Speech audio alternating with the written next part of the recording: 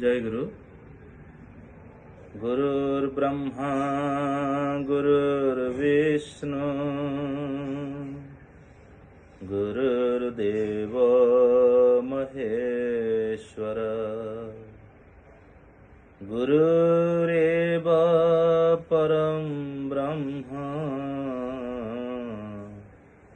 तस्मै श्री गुरवे नमः। जय गुरु। आज पवित्र गुरु पूर्णिमा, तेणु श्री गुरुंक श्रीपाद पद्म प्रणति पूर्वक अधीन निजर अनुचिंता व्यक्त करने प्रयास करुछि।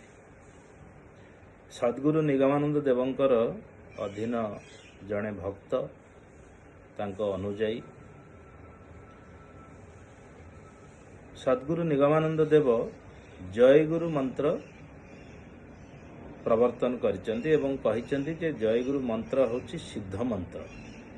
याकू किए केतेबेले को अवस्था रे केमिति हिसाब रे भी नहीं पारिबे। एवं ए जय गुरु मंत्रर तात्पर्य हला गुरुंकर जय। मो गुरुंकर जय कहिबी आ समस्ते निज निज गुरुंकर जय कहिबे। एवं एभलिया एक सिद्ध मंत्र प्रवर्तन करैबार कारण जे सारा विश्व रे भ्रातृभाव तेबे उत्पन्न हब किंबा भ्रातृभाव तेबे विकसित हेब प्रतिष्ठित हेब जेतेबेले आमे समस्ते आपस रे झगड़ा झाटी न करी निज गुरुंक उपदेश हिसाब रे निजको परिचालित करी विश्वर सेवारे निजको नियोजित करिबा निज निज गुरुंकर मत अनुसार। एक सुदूर प्रसारी तांकर योजना, सुदूर प्रसारी तांकर चिंताधारा, एमती बहुत जिनिस अच्छी। आज केवल गुरु दिवस पाई केवल यही गोटे अनुचिंता।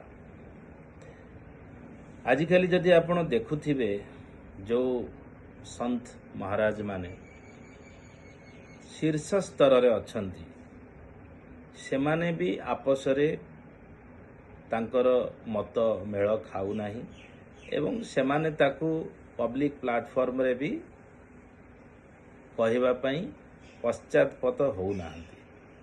किंतु सद्गुरु निगमानंद देवंकर जो वज्र निर्घोष बाणी कि जय गुरु महामंत्र, जय गुरु सिद्ध मंत्र, सेटा आजिका दिनर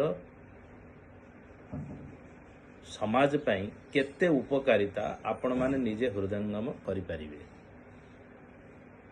आउ ए जय गुरु सिद्ध मंत्र को किंबा सद्गुरु निगमानंद को भल पाउथिबा समस्त भक्त शिष्य श्रद्धालु माने एहाकू मर्मे मर्मे उपलब्धि करिचंती एवं निज जीवन रे कार्यकारी करिबा पई चेष्टा निरत अछंती। किछि दिन तले आममानकर दृष्टिगोचर हेइथिला गोटिए वीडियो। जणे किए ताकू ठाकुरंग विषय रे तांकर निज मत प्रदान करिथिले, जोटा कि आममानकू काहाकू भल लागी नाही एवं प्राण रे असह्य पीड़ा देइछि। तार जहा प्रतिकारात्मक व्यवस्था ठाकुर सद्गुरु निगमानंद जहा कहिचंती कि सत्य एवं न्याय पथरे रहिकी प्रतिवाद करिवो आमे करिचे। किंतु आज यही पवित्र गुरु दिवस रे मोर गोटे वीडियो हस्तगत हेइची। ठाकुर कहिचंती कि भारतर साधु मात्रे मते चिन्हिबे। आपणଙ୍କୁ से वीडियोटी भेटी दबार उद्देश्य तो मु से वीडियोटी आपणଙ୍କୁ दउची। से महाराज को आमर प्रणाम। से जीए भी किए हुंतु निश्चय से ठाकुर को भल पाती एवं ठाकुर विषय रे तांकर अगाध ज्ञान मध्य अच्छी। आपण माने शुणंतु देखंतु से प्रांजल भाव रे। अवश्य जेहेतु से हिंदी भाषा भाषी एवं टिके जल्दी जल्दी हिंदी कहवाकू कहिचंती, से तांकर साबरेल ढंग रे आमको टिके बुझेबा पई असुविधा हेई पारे। आमे चेष्टा करिबा बुझेबा पई, किंतु आपण माने देखिबे जे गुरुंकर मर्यादा रक्षा करिबा पई से किभଳି भाव रे ଠାକୁରଙ୍କର महत्व महिमा प्रतिपादन करिसंती आज गुरु दिवस रे एटा आपण मानकु ए अधीनर भेटी। जय गुरु। जय श्रीमन्नारायण। हर हर महादेव। नमः शिंडिकाय। जिनके जीवन चरित्र में संपूर्ण शांकर पारंपरिक विद्वानों की महनीय श्रद्धा है और जिनके लिखे ग्रंथों का सिद्धांत का आश्रय लेकर अनेकानेक लोगों ने साधना के मार्ग पर अपनी यात्रा को सफल किया, ऐसे स्वामी श्री निर्वाणानंद सरस्वती परमहंस देव जी के ऊपर अपनी मूर्खता के कारण और मेरे प्रति निजी द्वेष के कारण स्वयं को पूरी के शंकराचार्य का शिष्य बताने वाला शिवांश आक्षेप कर रहा है। खैर, ये वीडियो हम उस पर तो नहीं बना रहे हैं, हम तो दूसरे विषय पर कह रहे हैं, लेकिन थोड़ा सा पहले आप सबको उसकी मूर्खता का एक प्रमाण देते हैं। उस व्यक्ति ने निगमानंद सरस्वती जी को कहा कि ये तो फ्री मिशनरी थे, तो थियोसॉफिकल सोसाइटी के थे। देखो, ऐसा है कि थियोसॉफिकल सोसाइटी में पढ़ने गए थे शुरू में, अडियार वाले संस्थान में। क्यों पढ़ने गए थे? क्योंकि उस समय वो साधनात्मक मार्ग में वैसे प्रवृत्त नहीं थे।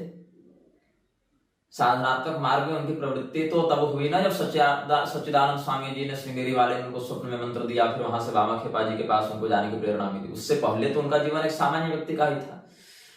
तो एक सामान्य व्यक्ति के रूप में जो शैक्षणिक संस्थान उपलब्ध थे वहां पर गए थे, लेकिन वहां गए इसका अर्थ थोड़े कि वहीं के हो गए। जैसे थियोसॉफिकल सोसाइटी वालों ने तो श्रृंगेरी के शंकराचार्य के पास भी जाकर अपना भाष्य इत्यादि बताया था और वहां से ब्लावत्स्की इत्यादि ने श्रृंगेरी के शंकराचार्य को भी अपने प्रयास में रखा कि हम आप हमारे अनुकूल हो जाएं, लेकिन वो नहीं हुए। लेकिन जब आप थियोसॉफिकल सोसाइटी की पुस्तकें पढ़ेंगे तो जिन 32 लोगों का उसमें प्रधानता से नाम रखा है ब्लावत्स्की ने, उसमें श्रृंगेरी के शंकराचार्य को भी उद्धृत किया है। खैर, इसके अलावा जो विषय यह उठा कि भगवती तारा को पत्नी रूप में पाना चाहते थे, यह भी ये शिवांश की मूर्खता है। अब शिवांश की बुद्धि का स्तर मुझे उसी दिन समझ में आ गया था जब ये मुझे कह रहा था कि तुम जानवी नामक किसी लड़की के लिए गाना गा रहे थे, जबकि उसका विषय क्या है वो हमने आपको पूरा का पूरा गीत, जो राग जंगला भैरवी का जो गीत है, वो जो जयति तेधिकम जन्मना व्रज श्रेयते इंद्रा सस्वदत्रहि दैत दृश्यताम दीक्षुतावकाश स्वस्थाम चिन्वते, इसका जो भाव वहां पर व्यक्त किया गया है, जैसे उसको हमने पूरा गीत ही सुना दिया था। लेकिन जान दी द्वैधता सब, उस शब्द को जान दी, उस शब्द को इसने जानवी समझ लिया और खूब दुष्प्रचार किया। तो इसीलिए जब ये इस प्रकार के गीतों को समझने में भी असमर्थ है तो परमहंस की वाणी क्या समझेगा। खैर, तो तारा भगवती को पत्नी रूप में पाना चाहते थे, ऐसा नहीं है। आप और भी ग्रंथों का अध्ययन करें उनके जीवन के विषय में। हुआ ऐसा था कि विवाह के कुछ ही समय के बाद उनकी धर्मपत्नी दिवंगत हो गई थी। उस समय वो स्वामी निगमानंद बने नहीं थे, वो नलिनी कांत थे। उनका नाम था नलिनी कांत। बंग ब्राह्मण परिवार में जन्म हुआ था, उनका नलिनी कांत नाम था। तो उन्होंने अपनी धर्मपत्नी के वियोग में अपने जीवन में एक अच्छा खासा संघर्ष मनोवृत्ति के रूप में देखा और उसी समय अपनी पत्नी को मैं पुनः कैसे देखूं, कोई अतीन्द्रिय सत्ता का मैं करूं प्रयोग या कुछ ऐसा मेरे जीवन में हो, या कोई ऐसा सिद्ध महापुरुष मुझे अपनी पत्नी का पुनः दर्शन करा दे। इस प्रबल भावना से वो बहुत भटके, यही भटकाव में बहुत जगह गए। लेकिन जब बाद में उनको भगवती तारा का बीज स्वप्न में प्राप्त हुआ और फिर वहां से सच्चिदानंद सरस्वती जी श्रृंगेरी वाले, उन्होंने प्रेरणा देकर उनको श्री वामाखेपा के पास भेजा। तो वहां वामाखेपा जी ने देखते ही उनको सारा पहचान लिया, मंत्र शोधन करके अभिषिक्त कर दिया, पुरस्करण इत्यादि कराया, उनको भगवती का साक्षात्कार भी हुआ। तब उन्होंने उसी जो प्रबल जो इच्छा थी कि मैं अपनी पत्नी को देखूं, तो उसी भाव को उन्होंने व्यक्त किया। उन्होंने ये नहीं कहा कि तुम ही मेरी पत्नी बन जाओ, अपितु भगवती ने जो उनके अंदर, देखो दोनों बातें हैं, जो कुलाचार के मार्ग में दीक्षित अभिषिक्त होता है वह सशक्तिक आराधना ही करता है। सशक्तिक आराधना दो प्रकार की होती है, बाह्य और आभ्यंतर। तो बाह्य सशक्तिक आराधना करते हैं गृहस्थ जन, और सन्यासी जन करते हैं आभ्यंतर शक्ति के युक्त होकर आराधना। तो इसीलिए शक्तिहीनावस्था में आराधना निषिद्ध है। कुल मार्ग में कोई संन्यास्त भी हुआ हो तो वह आभ्यंतर दृष्टि से शक्ति संपन्न होकर ही आराधना करता है। और दोनों स्थिति में एक मंत्र पढ़ा जाता है, अलिपिषित पुरम ध्री भोग पूजा परोहम बहुविध कुल मार्गारंभ संभावितोहम पशुजन विमुखोहम भैरवीमाश्रितोहम गुरुचरण रतोहम भैरवोहम शिवोहम। ये पढ़ा जाता है, बहुत लंबा है, एक हमने उदाहरण दे दिया। यदेहस्थाखिल देवता गजमुखा क्षत्राधिपा भैरवा योगिन्यो बटुकाथ यक्ष पितरः पैशाचिकाश्चेटका अन्ये भूतल खेचर प्रतिपगा वेताल भूतग्रहा तृप्तास्यु कुलपुत्र कस्यपेवतः पानम सदीपम चरुम। ये सब जो शास्त्रोक्त मंत्र प्राप्त होते हैं, तर्पण के अंतर्गत प्राप्त होते हैं, या गुरु चरण तो हम भैरव हम शिव हम, उसमें स्वशक्ति संलब्ध होकर ही वहां पर पूजा की जाती है। अब जो गृहस्थ हैं या जो भैरवी चक्र आदि में प्रवृत्त होते हैं, वहां पे जो अभिषिक्ता स्त्री का प्रयोग करते हैं, ये नहीं पर स्त्री का, जो कुलमार्ग में अभिषिक्ता स्त्री है वो कोई कुलटा नहीं होती है।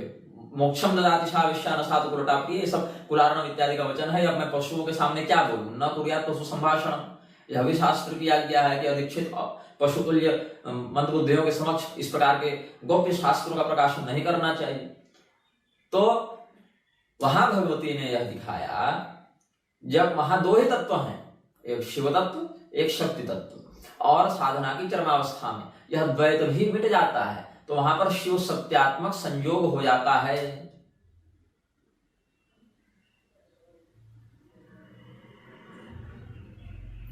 तो वह जो परम संयोग है वहां पर दो ही हो, एक शिव तत्व एक शक्ति तत्व।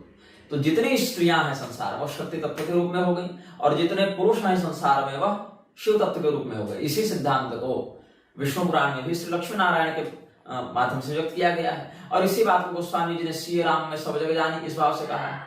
तो वहां पर पत्नी रूप में भगवती तारा को पाने की इच्छा नहीं की है, वहां पर अपनी पत्नी को देखने की इच्छा की है कि मेरी पत्नी को अब दिखाइए। तो भगवती ने स्वयं का साक्षात्कार पत्नी के रूप में करा दिया, क्योंकि स्त्री समझता सकला दिवस कि तुम्हारी पत्नी के रूप में हो चाहे अन्य किसी रूप में हो, मेरी ही सत्ता सर्वत्र विद्यमान है। तो वहां उनको अपनी ही पत्नी का जब पुनः दर्शन भगवती ने कराया, तो यह मेरी पत्नी है ऐसा समझकर वो सामने उनके आगे गए हैं। और वहां से फिर आभ्यंतर शक्ति, क्योंकि अब तो संन्यास्त होने वाले हैं, तो आभ्यंतर शक्ति के रूप में भगवती का तेज में प्रतिष्ठित हो गया।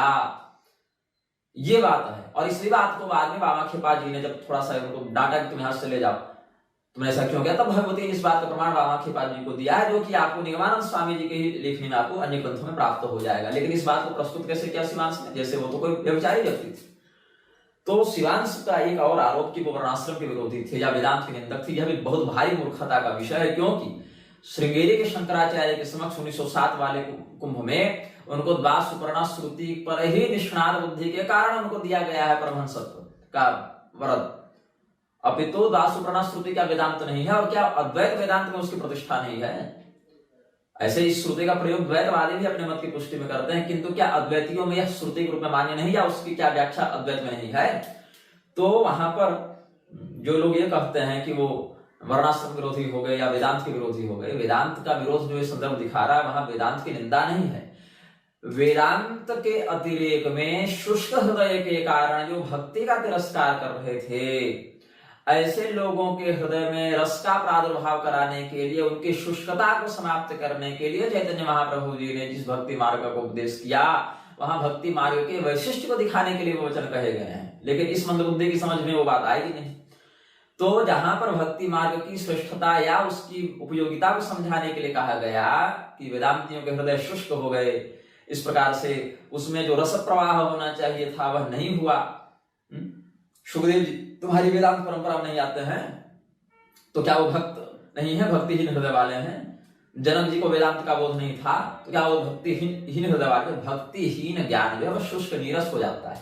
आदि शंकराचार्य जी क्या अभक्त थे? अभक्त तो थे नहीं, परम श्रेष्ठ भक्त है आदि शंकराचार्य जी, और ज्ञान मार्ग में भी उसी निपुणता से शिखरस्थ है। तो शिखर पर है ज्ञान और भक्ति दोनों। इसीलिए लेकिन चैतन्य महाप्रभु जी के जीवन में ज्ञान थोड़ा अनभिव्यक्त रहा और भक्ति अभिव्यक्त हुई, और शंकराचार्य जी के जीवन में ज्ञान अभिव्यक्त हुआ और भक्ति अनभिव्यक्ता हुई। यही कारण है कि निगमानंद सरस्वती स्वामी जी ने जब उपदेश दिया तो शंकराचार्य जी का मत और चैतन्य महाप्रभु जी के भक्ति पथ, मतलब इधर से ज्ञान उधर से भक्ति, इसको उन्होंने किया। और इसीलिए ज्ञान मार्ग चतुप्रस्थानों में उन्होंने निपुणता प्राप्त की। ज्ञान मार्ग, भक्ति मार्ग, तंत्र मार्ग, योग मार्ग। वही भक्ति मार्ग ही प्रेम मार्ग हो गया। इसीलिए ज्ञानी गुरु, तांत्रिक गुरु, योगी गुरु, प्रेमी गुरु, ऐसे भी उन्होंने अपने अनुभवों को लिखा।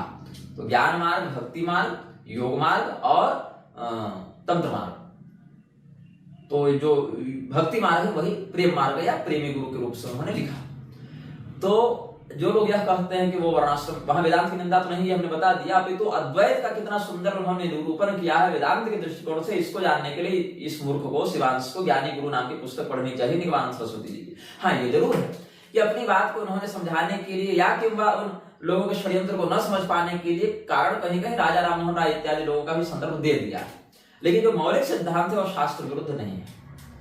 अब जो ये है विषय कि वो क्या वर्णाश्रम विरोधी थे, क्या स्त्री शूद्र आदि का वेदाधिकार मानते थे, ऐसा नहीं। देखो, परमहंसत्व की अवस्था में जब देहातीत हो जाता है जीव, तो देहातीता अवस्था में ब्रह्म दृष्टि से वह चिंतन करता है। जैसे वज्र सूचकोपनिषद में ब्रह्म दृष्टि से किया गया है निरूपण, तो वज्र सूचकोपनिषद को जो प्रमाण नहीं मानते, ऐसे पूरी शंकराचार्य के कुछ शिष्य पूरी शंकराचार्य जी के ही ग्रंथों को पढ़ लें तो उनको प्रारंभ में ही वज्र सूचकोपनिषद के कई सारे मंगलाचरण के रूप में प्रयुक्त श्रुति वाक्य प्राप्त हो जाएंगे। बहुत से पुस्तकों में उन्होंने दिया है।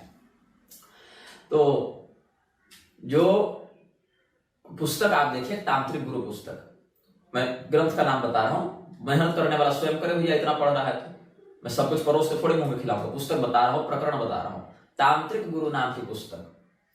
उसमें युक्तिकल्प, पहले में देखना युक्तिकल्प में क्या है, जहां प्रणव का अधिकार बता रहे हैं, वहां स्पष्ट कहते हैं स्त्री शूद्र आदि को वेदाधिकार नहीं है। इस प्रकार से पढ़ लेना, बंगाली और हिंदी दोनों उपलब्ध है।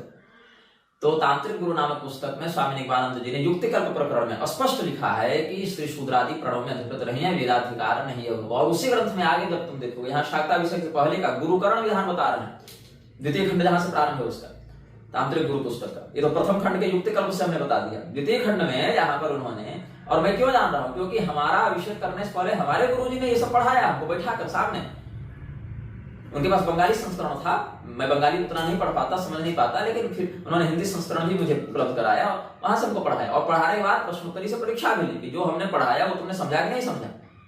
तो ऐसा नहीं कि तुम्हारे समान हम आज कल जाने, विधिवत गुरु जी के सामने बैठकर उन पुस्तकों को मैंने पढ़ा, समझा और संवाद पूर्वक उसमें कृतश्रम हुए।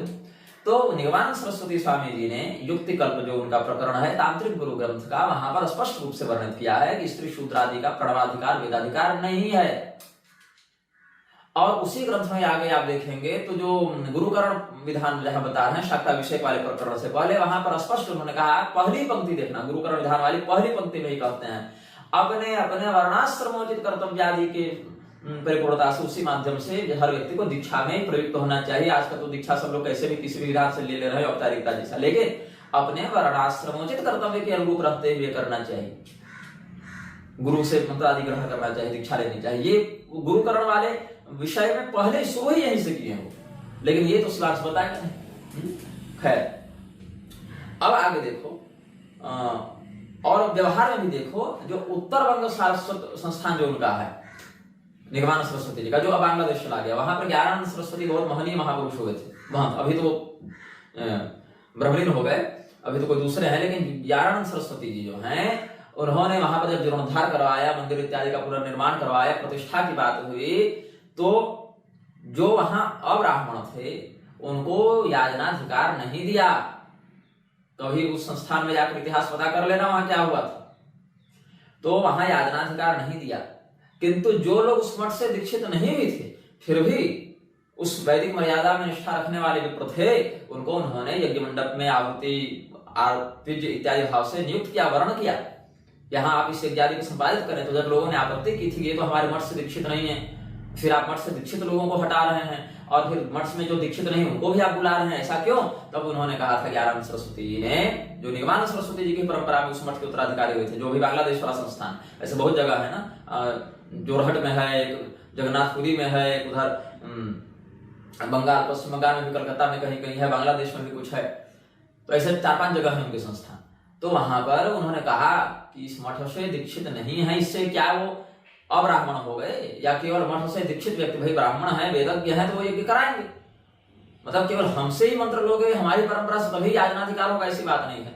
लेकिन जो हमसे भी मंत्र लिया हो, दीक्षित हो, लेकिन ब्राह्मण नहीं हो, तो उसका आर्तिज्य कैसे सिद्ध होगा, उसका याचनाधिकार सिद्ध नहीं होगा। इसलिए वहां भी वर्णाश्रमोचित मर्यादा के अनुसार यज्ञ मंडप में कौन प्रवेश करे, कौन नाम होते, इस प्रकार से शास्त्र की मर्यादा के अनुकूल ही ज्ञानानंद सरस्वती जी ने सब मंदिर की प्रतिष्ठा इत्यादि करवाई थी।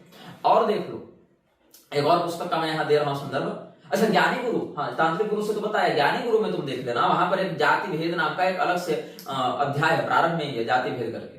और वहां पर देखना कि वर्णाश्रम जाति व्यवस्था की क्या अनिवार्यता है, कैसे वह एक व्यवस्थित प्रणाली है, कैसे ऋषियों ने उसके माध्यम से बहुत अच्छे तरीके से समाज को व्यवस्थित रखा, कैसे उसकी शास्त्रीयता है, कैसे उसकी साधुता है, उस पर कितना सुंदर उन्होंने विवेचन प्रस्तुत किया है।